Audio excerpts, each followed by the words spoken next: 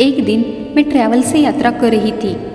कुछ देर बाद यात्रियों के खाने के लिए ट्रैवल्स एक होटल के पास रुकी। सभी यात्री खाना खाने के लिए नीचे उतर गए। मैं भी नीचे उतर गई।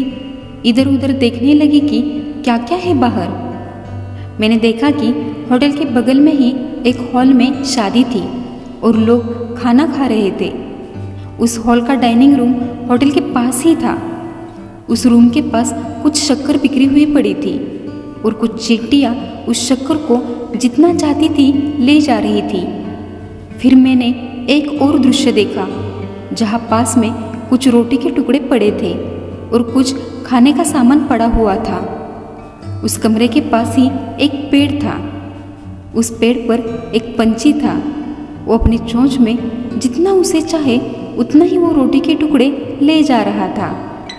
फिर मेरी नज़र उस हॉल में गई। उस शादी में लोग खाने के लिए कतार में खड़े थे। वो अपनी थाली में भोजन भर भर कर ले जा रहे थे, लेकिन उसमें से थोड़ा खाना खाकर थाली में बचा हुआ खाना बर्बाद कर रहे थे।